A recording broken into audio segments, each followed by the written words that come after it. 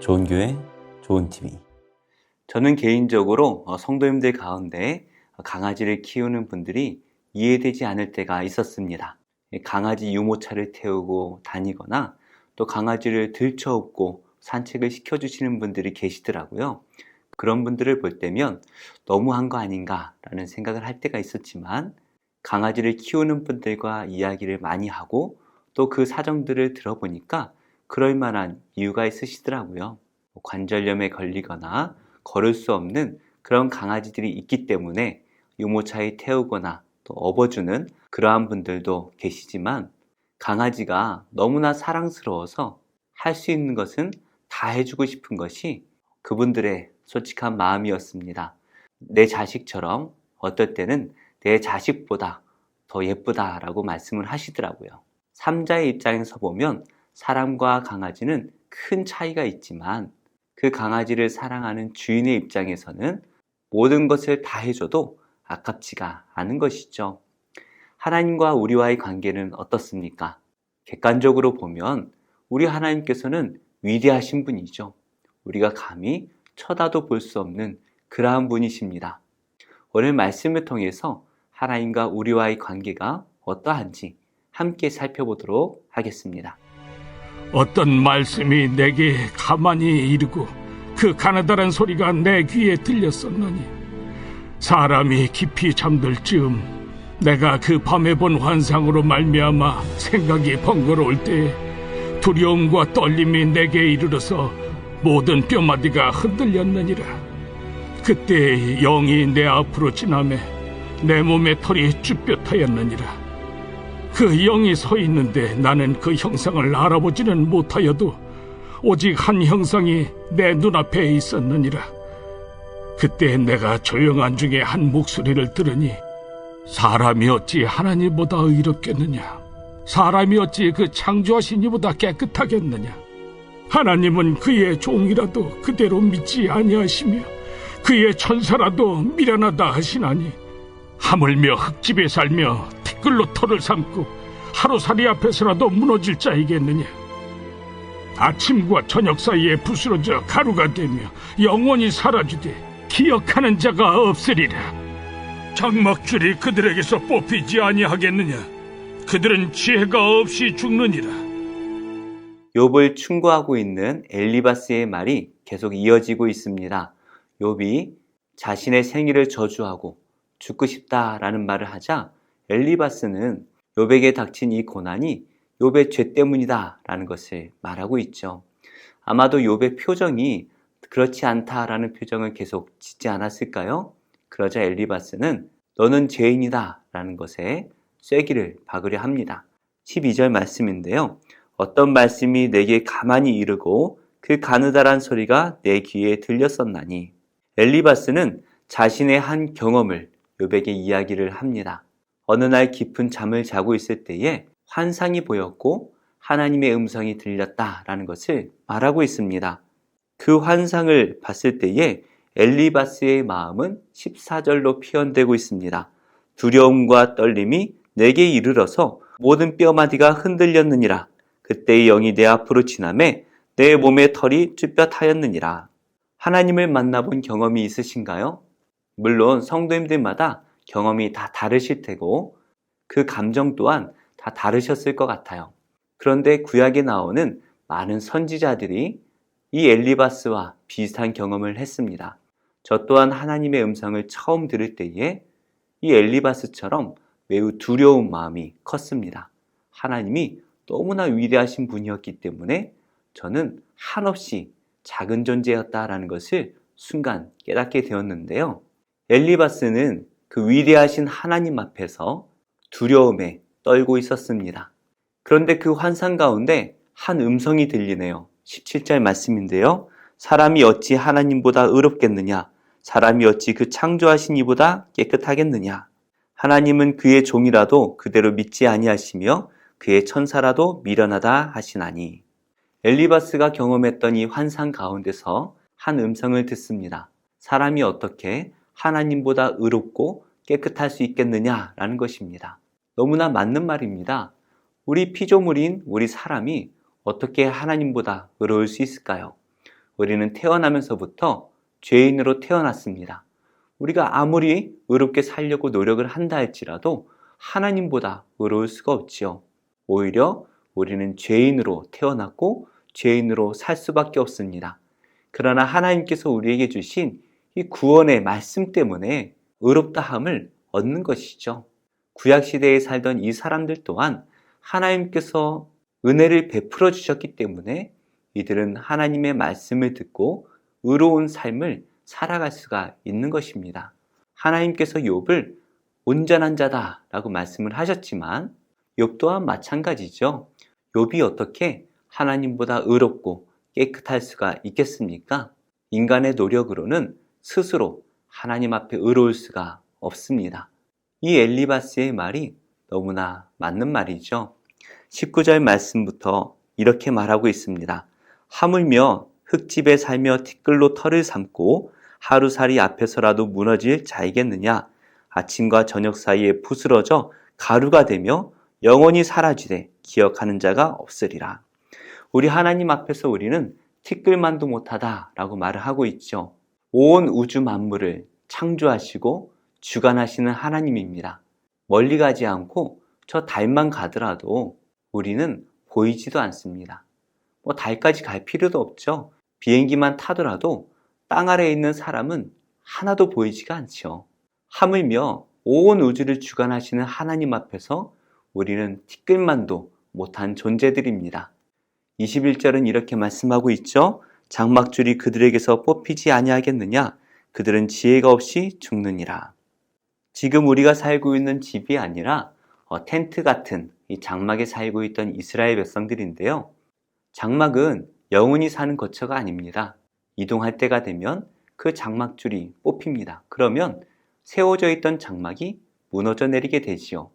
인생이 그렇다는 것입니다. 아무리 굳건히 서 있는 것처럼 보여도 인생의 때가 되면 사라질 수밖에 없는 것이 우리의 인생이라는 것이죠. 한마디로 하나님 앞에서 우리는 아무것도 아니다라는 것을 말하고 있습니다. 엘리바스의 말은 틀린 말이 하나도 없는 것 같습니다. 정말 우리는 하나님 앞에서 아무것도 아닌 자들이죠. 객관적으로 본다면 그것이 맞습니다. 그러나 이 엘리바스의 말은 하나님께서 우리를 사랑하지 않을 때 맞는 말인 것이죠. 하나님께서는 우리를 사랑하십니다. 얼마나 사랑하십니까?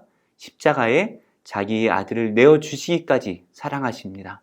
이 세상을 함께 창조하신 우리 예수님께서 우리를 얼마나 사랑하십니까? 그 십자가에 자신의 생명을 내어놓기까지 우리를 사랑하시는 분이십니다. 정말 우리는 하나님 앞에서 티끌만도 못한 존재이지만 그럼에도 불구하고 우리를 사랑하셔서 목숨까지도 독생자까지도 아끼지 아니하신 그러한 하나님이시죠. 이렇게 우리는 하나님께 사랑받는 존재입니다. 우리가 잘나서가 아니라 하나님께서 그냥 우리를 사랑하시는 것이죠. 그 하나님께서 우리의 고난까지도 살펴주십니다. 우리가 경험할 수 있는 가장 큰 고난을 경험하셨던 우리 예수 그리스도께서 우리의 고난을 대신 짊어지십니다. 우리가 할 일은 기도밖에 없지요. 그 예수님의 십자가의 은혜를 우리가 기억하고 그 은혜 앞으로 우리가 나아가야 됩니다. 우리는 연약하지만 십자가 앞으로 나아갈 수 있는 은혜를 주셨습니다. 그래서 우리는 고난 가운데 낭망하고 절망할 것이 아니라 고난 중에 십자가를 바라고 그 은혜를 바라며 나아갈 수가 있는 것이죠. 우리가 하나님께 기도하면 들어주신다 약속하셨습니다. 고난 중에 혼자 힘들어하고 낭망하고 절망하지 마시고 하나님 앞으로 나아가 기도하신다면 우리 하나님께서 우리의 기도에 응답하시고 이 고난을 대신 짊어지실 줄로 믿습니다. 오늘 하루도 우리 앞에 놓여져 있는 이 고난 앞에서 혼자 힘들어하지 마시고 내가 감당할 수 없습니다. 하나님의 도우심을 구하며 하나님 앞에 기도하시는 복된 성도님들이 되셔서 하나님의 응답을 받으시는 귀한 하루 되시기를 예수님의 이름으로 축복합니다.